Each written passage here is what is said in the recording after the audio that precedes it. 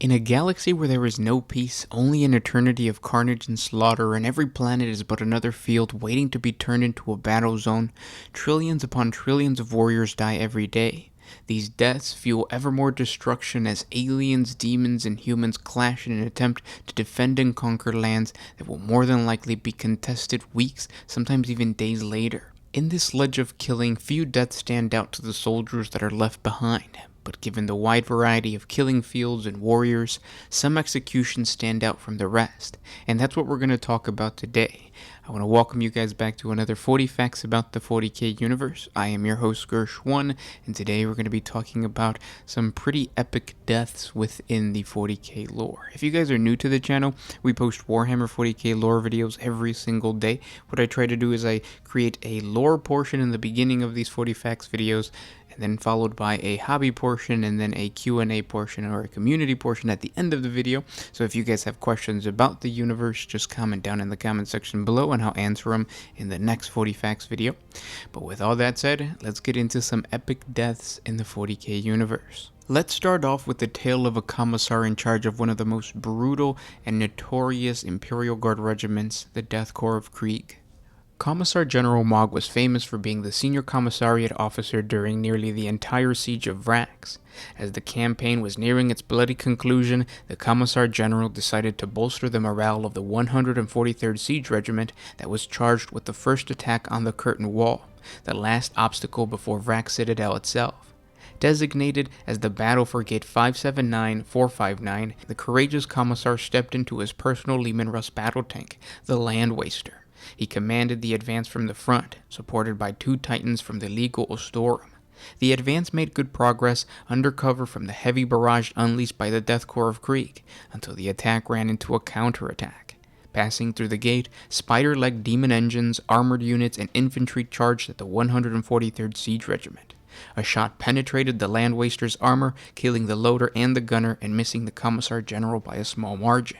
Quickly clambering out of the destroyed tank, the Commissar General exited the turret mount before the Land Waster's ammunition caught fire and detonated. The explosion sent Mogg flying and wounding him in the shoulder by lodging a piece of shrapnel in it. Having lost his communicator, the Commissar General ignored the Chaos Space Marines who were closing in on his position.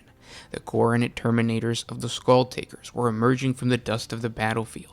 Weakened by bloodlust, caked in mud, and scorched by the explosion of the Leman Russ, the Commissar General tried to defend himself, but was easily vanquished and killed by the towering Astartes. Yet he didn't scream or beg for mercy, but was resolute upon his death as he stared defiantly at the face of his killers until his skull was pulverized by the enemy's power fist. And stoically facing off against a demonically empowered demigod after surviving a tank explosion is not a bad way to die. However, a much more heroic and honorable death occurred to the legendary Ranoff the Strong, one of the largest Space Wolf battle brothers that ever lived. Ranoff was a legend in his day as a member of the Wolf Guard Terminators, and remained a legendary figure in the chapter even now, long after his death. The story of Ranoff's death is told at great length in his saga. The Space Wolves were retreating over a narrow mountain pass following a rare defeat at the hands of the Orcs. When the Orcs caught up with the end of the Space Wolves' column, Ranoff and a handful of Wolf Guard put up a gallant stand against the entire Orc army in a narrow gap in the pass. While the few warriors held back thousands of Orcs, the remaining Space Wolves made it back to safety. Although they greatly outnumbered the defenders, the Orcs were unable to bring more than a handful of troops into combat at any one time due to the narrowness and the shape of the pass. Before many solar hours passed, there was a pile of Orc bodies as high as a wall, but even the giant Space Wolf warrior could not hold back forever. One by one, his Wolf Guard fell, until only Ranoff was left. Though the Greenskins finally overcame him, even those creatures could not bring themselves to desecrate his body. When the Space Wolves recovered the pass, they found Randolph and his dead companions seated in a hastily constructed shrine surrounded by immense piles of Orc loot. To the Space Wolves, Randolph was a great champion, but to his enemies, he became nothing less than a god. And although it's amazing to become venerated by your enemy, the true epicness of a soldier's death should be weighed by the warrior that killed him. And out of all the stories I've read, no hero can say that they were bested by someone greater than the monster that killed Orc warlord Gritsguts. This kleptomaniac and savage leader of the Greenskins launched his walk into the Morlock system, And in order to bring war and destruction to the furthest sector, the warlord trusted his mechs and weird boys to navigate his armada through the warp. Unfortunately, they unwittingly traveled through time and emerged from the shifting chaos of the Immaterium shortly before they left. The two greenskin warbands had a split second of confusion, but quickly launched an all-out assault on themselves. The battle that followed was complete chaos, as all orcoids from Gratz and Gretchen to the orc boys didn't know who was the mightiest orc to follow. As for the warlord himself, Grit's guts crashed through his own ship, hunting down his doppelganger. When they finally came face to face, the two savage monsters tore each other apart until only one Grit Guts was left holding the two pairs of his favorite gun.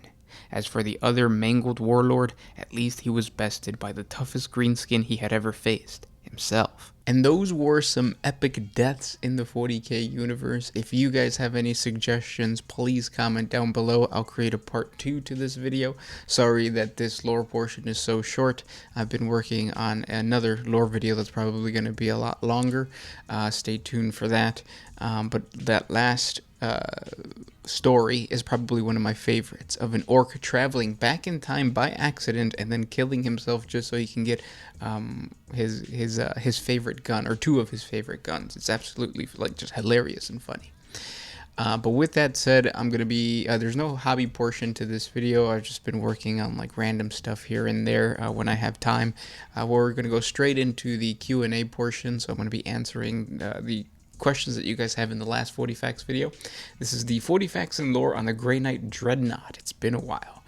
So let's get started with Carrie Vaught. Oh, if you guys have any questions, please just comment down below, and then we'll answer it in tomorrow's video.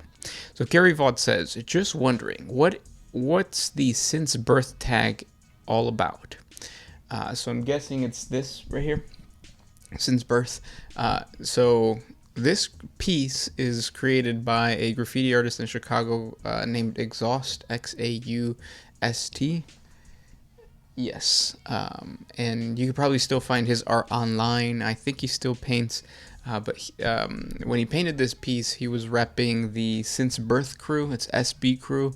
That's another really like well-known graffiti crew in Chicago. So if you guys are interested, all of this is online. They have a huge presence within the Chicago community, and everything got transferred over online. The crew itself is pretty old. It's like an old 80s, 90s to today's crew. So Since Birth comes from that. And then you say, we talking an orc player or Bridget B fan? That I've been an orc player or a Bridget B fan since birth? Yeah, I guess both. And then love your videos. Thank you so much. Yeah, good question. Let's move on. The next question comes from Chris Durst. Have there ever been a case of non-orcs being able to operate orc technology? Yes, they're called the Orc Headhunters. They exist, I want to say, primarily on Armageddon, the planet of Armageddon, because like the orcs are there, and then they would like attack these orcs. But like they grew to become kind of like orcish in nature, where like might makes right and stuff like that. And when they operate these guns, the guns don't actually explode in their face. Which in the lore it states that when Xenos use, or like any other race uses orc technology, it usually doesn't work for them. It just blows up because it's just so deadly, and like the tough nature of the orcs is supposed to defend from that, aside from like the orc biology and the Wog energy and all that kind of stuff. But yeah, so the Orc Headhunters, the Armageddon Orc Hunters, those are all like Imperial Guard regiments that specifically use orc technology. So there you go. And then the next question comes from Theodore Thompson. 1 week of COVID down, and I'm basically not sick. You have COVID? That's good. It's good that you have COVID and that you're asymptomatic. That is actually really, really good. Because it would suck if you got sick. Next question comes from J-Day. Can they still create any of these variants, and would it be Adeptus Mechanicus or Grey Knight Tech Marines doing the fabricating? So we're talking about Grey Knight Dreadnoughts. Can they do any of the variants of the Grey Grey Knight Dreadnoughts? Yes, because the Grey Knight Dreadnoughts themselves, they're not Contemptor, so they're not like old stuff. There are still old Marines. I think they're called old Marines, or like the classic Marines. I forget what they're called. Firstborn. They're still Firstborn Grey Knights. Well, actually, Grey Knights don't even have Primaris upgrades. So, yeah, actually, all Imperial Guard or all Grey Knight Dreadnought should be this type of Dreadnought. Other than the Contemptor ones that were like from ancient times. And for all those that don't know, I'm going to give a quick synopsis. There are so many variants of Dreadnoughts. The ancient ones are the Contemptor ones, the ones that you see in Horus Heresy, and if you go to forgeworld.com, those are the ones that they're selling. And then you have like the regular, like Venerable Dreadnoughts, and like the Cataferum, I think it's called, Castaferum or something like that, Dreadnought, which is like the standard one, and then you have the Primaris Dreadnought, I forget what it's called. But the Grey Knights would be that middle portion, and the ancient ones. Good question, though. And, yeah. This next question comes from Ring Header. I really appreciate you guys' effort in these videos. The hobby portions are awesome. Yeah, I've been kind of like neglecting the hobby portion just because it takes so long, but I will get back to it. I've been itching to do some terrain stuff, so I've been building some of the, or I've been adding to the trench board that I am building. If you go a couple 40 Facts videos back, one of those showcases like how to create a trench board, and I'm still working on that. This next question comes from Night Vision Goggles. Could Scorpion and Mad Dog from the Konami game Contra survive in the Catachan jungle? I think so. I think I know what you're talking about, and yes. Also, could sending Sly Marbo to conquer Imperial worlds be considered exterminatus? No, I don't think it would be exterminatus. He's tough, but I don't think he's like a virus bomb tough. This next question comes from Cabal of the Bloody Spoon. Awesome username. Are there any Xenos who worship a similar type of machine god to the Mechanicus? Follow-up, could Xenotech be used if they venerate it properly? The Dark Mechanicus does use Xenotechnology. Part of the reason why the Dark Mechanicus, or any type of like, what are they called? Heretics? One of the reasons why they turn against the Imperium is because they want to study Xenotechnology. And then, could they, what was the first one? Are there any Xeno who worship a similar type of machine spirit? No, not really. The Eldar don't really worship machine spirits. The Tau obviously don't. Their technology, Necrons don't. Tyranids don't. So no, I think it's only the Imperium that believes that there is a machine spirit in every piece of technology. Now, if you go back to like the Great Crusade, I think the Imperium did fight against a faction that was like a lot of androids. So they didn't really worship the machine spirit, but they did venerate like the machine more so than the biological flesh. I forget what they're called, but we do have a 40 Facts video on them. If you do a 40 Facts in lore on the Imperium versus the ancient civilizations of ancient human civilizations, I think it's called. I'll try to put a link up above, but they'll explain more of that race, that ancient race of humans / androids who like did not want to fold over into the Imperium of Man. But yeah. Next question comes from the big one. If the Tyranids listen to music, do you think they'll prefer hardcore gangsta rap or more mainstream R&B? I think they would like instrumentals of just different things. That just seems what they would like because they're primitive and animalistic. This next comment comes from Zero Cool AOW. I'm relatively new, Gersh. I just bought the 40K Command Edition. What Space Marine chapter has the greatest battle against the Necrons? The Storm Wardens, I think they're called. I'll pull it up real quick.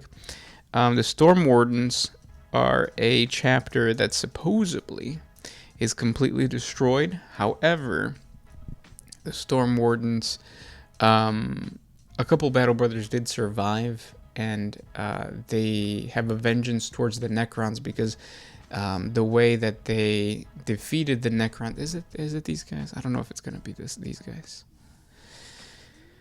But basically, the way that they defeated the Necrons was by crashing their ship into a world engine, destroying it, and then destroying half of their, or the majority of their chapter. So I would say the Storm Wardens, but I don't know if it is the Storm Wardens. It might be a different chapter. Let me see. Space Marines versus Necrons. Because I know we've done a 40 facts video on it. So the video that we created unfortunately just says Necrons versus Space Marines. It doesn't really give out the specific chapter's name. So I can't really remember what it is. But if you don't, I have a feeling it is the Storm Wardens. But if you don't want to play Storm Wardens, or is it the Astral Knights? It might be the Astral Knights, I'm not sure. But you could also do Blood Angels. Blood Angels are pretty, like they have a lot of history fighting Necrons. So that would be actually a lot of fun. And yeah, and those were the questions for today. If you guys have more questions for me, please just comment down below. Thank you guys so much for listening. I appreciate you guys. And I'll talk to you tomorrow. This is Gersh1 with One Mind Syndicate signing out. Always